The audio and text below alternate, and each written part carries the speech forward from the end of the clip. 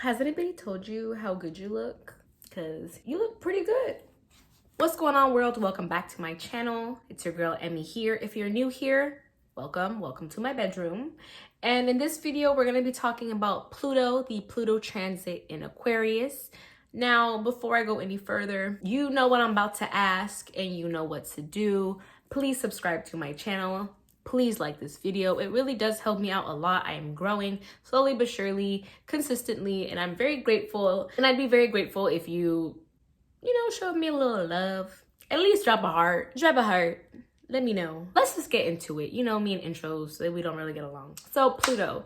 What is Pluto in astrology? Pluto is one of our outer planets. Pluto, Saturn, Neptune, Uranus are our outer planets, meaning that they're not a personal planet because they're outer.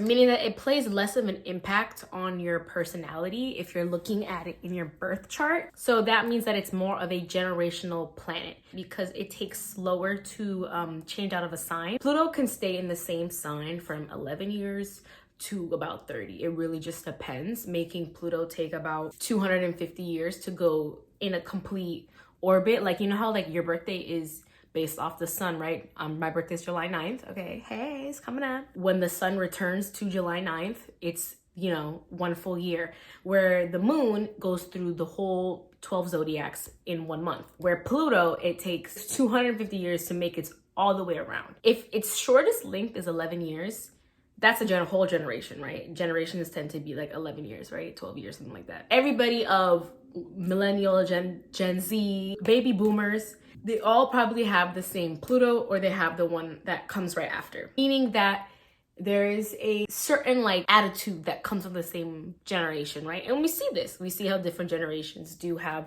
different attitudes, not necessarily just because of Pluto, but just like in general. Like baby boomers are all very, it's this way, where Gen Z is like, I don't give a fuck. Pluto in your birth chart is it's like a collective mindset in a way. It's not an attitude, but there is like a certain like consciousness that comes with Pluto. Now, it does have an impact in your birth chart, especially what house it's in your birth chart. That is more on an individual aspect, right? But we're talking about the transit that's affecting us as a collective. So I've said this so many times. If you want to understand planets in astrology or even zodiac signs, learn about mythology. Pluto is a Roman god, the Roman god of the underworld. In Greek mythology, it was Hades. In Egyptian mythology, it's Osiris. They all have similar themes because they were all stolen from Egypt. But if you have any background of any of these three deities, there are certain traits is carried in mythology, right? Just like how Jupiter and Roman mythology, Venus, Mars. So Pluto being the god of the underworld. How does that apply to astrology? The underworld, right? It's the things that you don't see. It's the things that get swept under the rug. Pluto is about power in astrology, how to gain power, power dynamics. Pluto is all about control. Pluto also represents cycles, death and rebirth. So does, afterlife, underworld, things of this nature, right? Creation, destruction, transmutation, okay? Very scorpionic themes.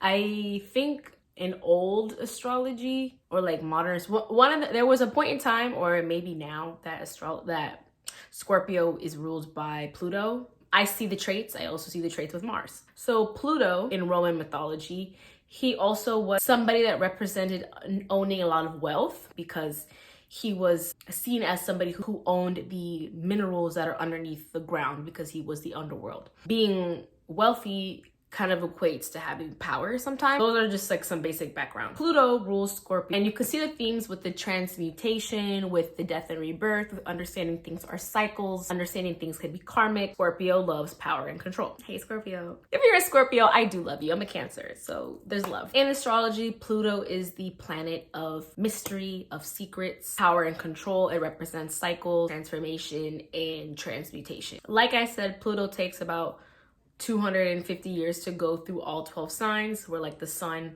takes 1 year, where the moon takes 1 month, because each planet is on its own system. So it'll be in Aquarius for, I think, 20 years. I could be wrong. But what does Aquarius represent? Aquarius is all about individuality. It's all about self-expression. It's all about the collective, caring for the collective. It wants the world to be a utopia type mentality. It's very innovative and it loves its freedom. So we are already in the age of Aquarius. So we're already kind of seeing these very Aquarian-like traits kind of taking over our society. And the biggest thing that I can say for that, because Aquarius rules innovation, it's very intellectual. It's all about pushing boundaries, trying new things, not giving a fuck, and technology. So we're seeing a lot of technology, especially with AI, ChatGPT, which is literally a lifesaver, but at the same time, they're working on, like, ChatGPT right now is already like, wow, like, you can do so much for me, but they've already, like, are coming out with 2.3.0 of it, and like, just the ability that the technology can have now is going to be just like how, like, phones, how crazy is it that I can call somebody on the other side of the world? Now I can video chat somebody on the other side of the world. Now I can have not only the internet and search all the information, I can literally type in and it'll give me a whole report on something, or like whatever it is that you want. I literally used ChatGPT the other day and I asked it, like, most productive day for someone that is trying to make content, go to the gym, and like, you know, do my other work. And it like literally gave me like workout ideas, meal ideas, times to break it down. So yes, we're already seeing like the age of Aquarius and just the technology and the innovations that are coming. But we'll definitely be seeing more of this during this transit. Aquarius is all about going against the status quo as well. I don't really know what that could look like for the, like, as on a collective or like society level. I'm not really good with like predictive astrology. I can just give you the facts. I'm not really going to try to tell you like this or this, but I would like to just share like different outcomes, different possibilities. But Aquarius is a fixed air sign, meaning that it is very stubborn. Because it's air, it's thought. So it's going to be very stubborn on its beliefs, on being able to push boundaries, on being able to push limits, especially when it comes to tech. Basically wanting things her way, just radically innovative. But Aquarius is also a community-focused sign. It's all about uplifting the underdogs. And Pluto is a sign that will reveal information. Pluto likes to, what's that scene in Wizard of Oz where like it was like a facade or something like that? That's this transit. And I feel like because Pluto likes to, you know, break things down so it can rebuild it, you know, the phoenix that rose from the ashes, there's also going to be an element of information being leaked, information being exposed, information being available to the public, because one, this is a trend that's affecting us as a collective, but two, it is Aquarius, and I feel like this information will be exposed via internet, or like maybe like emails being leaked that, you know, are controversial, or government or corporations being exposed, celebrities being exposed. And I wouldn't also be surprised if we saw more uprisings, or like just different communities coming together and, you know, fighting for the same cause. Like I said, Aquarius is rebellious, it's disruptive in the best and can be, you know, worse ways. But I do think people will be coming together. I think it would be really interesting in my own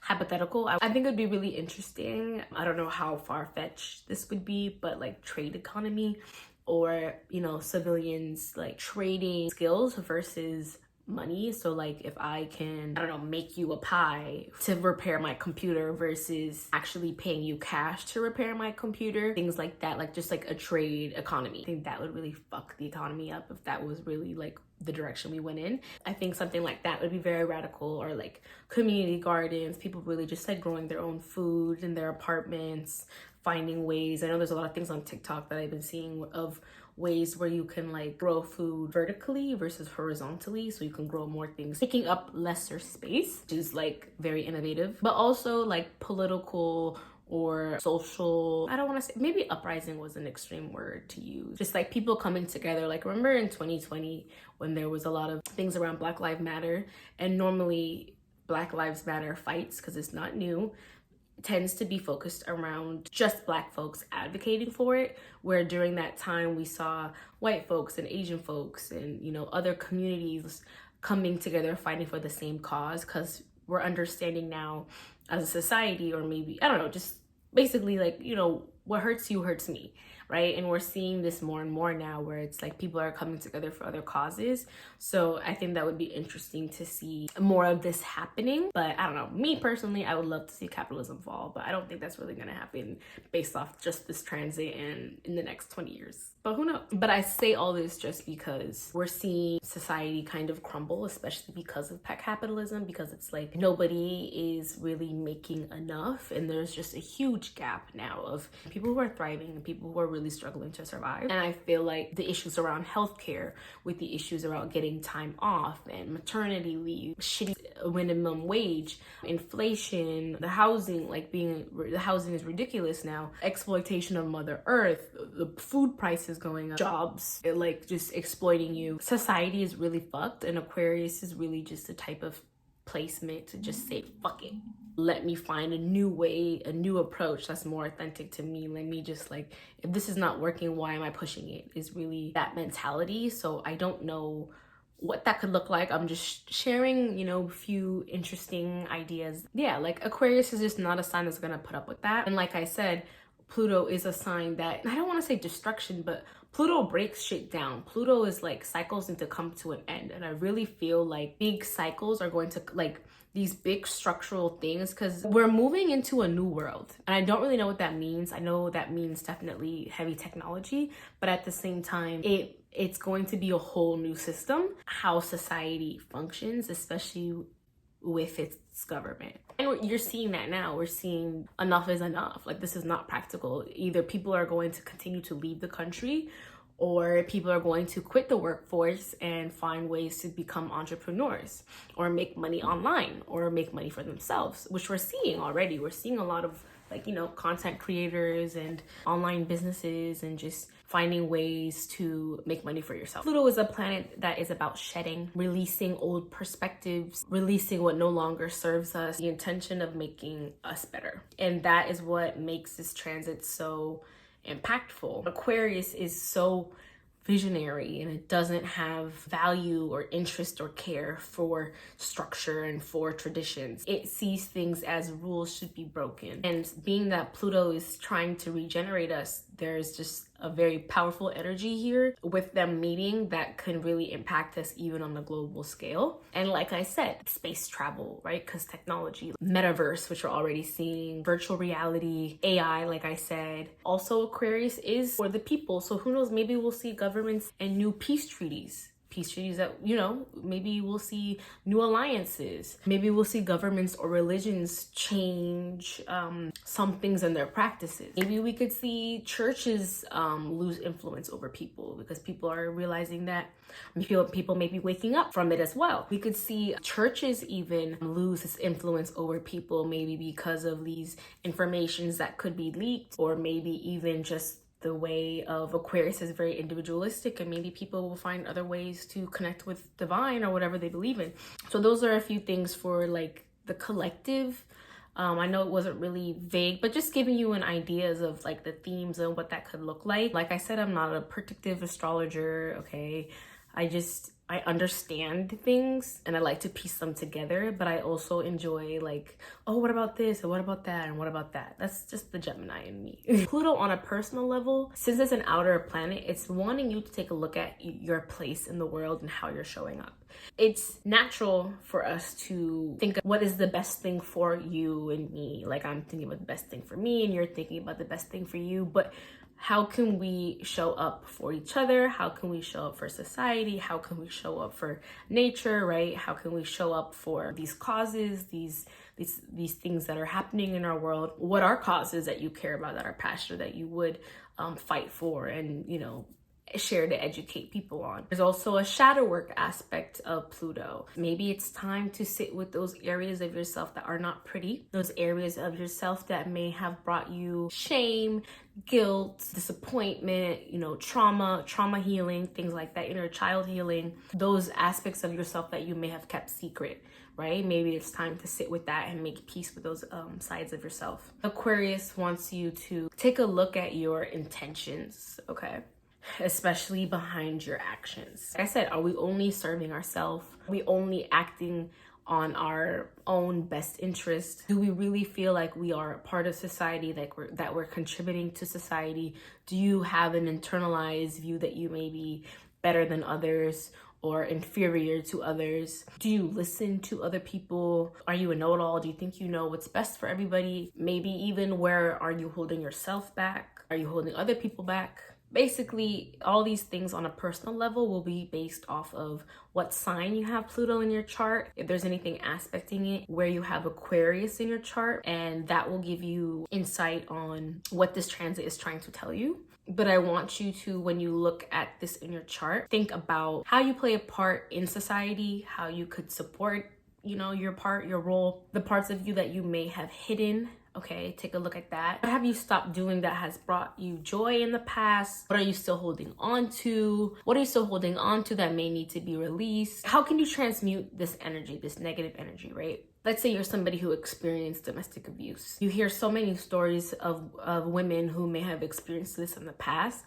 and they now speak at domestic violence shelters, or really involved in empowering women who may have experienced domestic abuse. If they have the funds, you know, they may donate money, they may contribute. Like, this is what I mean by transmuting that energy and using it as a way to empower others. Like, for me personally, finding my voice. I used to be somebody that was really scared of taking up space, to be heard, to be seen. I try to be very quiet, and I notice how some of those elements still play a part of my personality today. One of the things that has really helped me is being on YouTube and just kind of like really speaking. And I've noticed how much that's really helped me even in my day-to-day life, because I'm a lot more confident, I'm a lot more outspoken, and I'm a lot more just like fuck it, and like not afraid to take up space in those ways. Yeah, that is how I have transmuted my fear of just being perceived.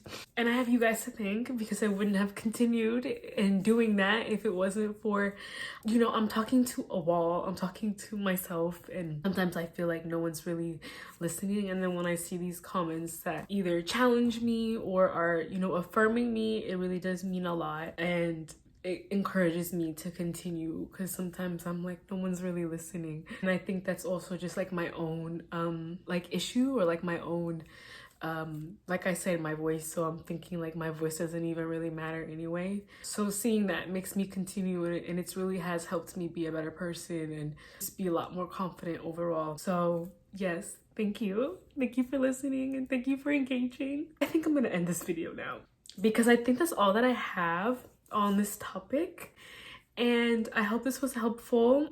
Thank you, and have a great rest of your day. Bye.